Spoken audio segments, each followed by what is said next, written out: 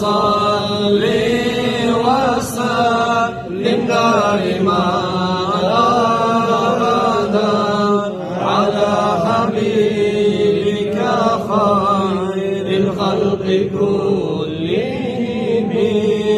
Atın asil Muhammedsan, Allah sılab yazgan kulsan, dili bizge şahadatsan, şafaatiya Resulallah, gözümüzü yarıgısan, ümmetini tarıgısan, Allah ne süygeni kulusan, şafaatiya Resulallah,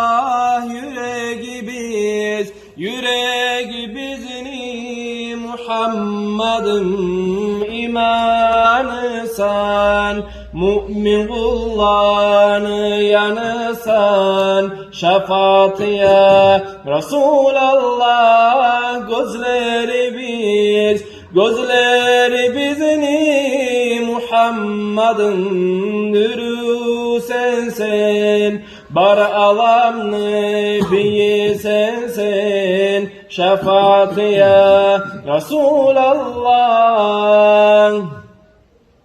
Tuğup yeryüzüne geldin, bu dünyaya yarık verdin, Allah ne buyruğun ettin, şefaatiya Resulallah.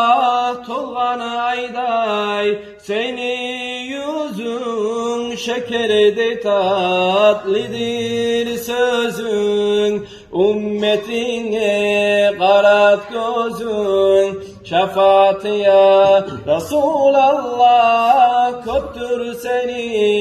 Koptur seni Muhammed'in mucizatın, alamga yanır atın, Allah'a etken taatın, seni uçun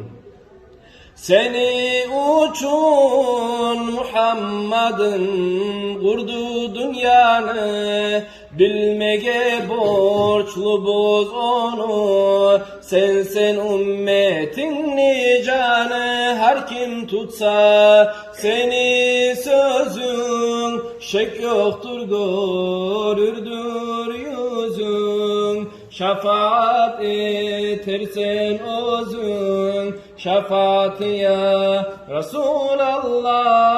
Altın tacını giyersen sen, ol burakka minersen sen, ümmetini ciyarsan sen, şefaatiya Resulallah. Mevlaya salli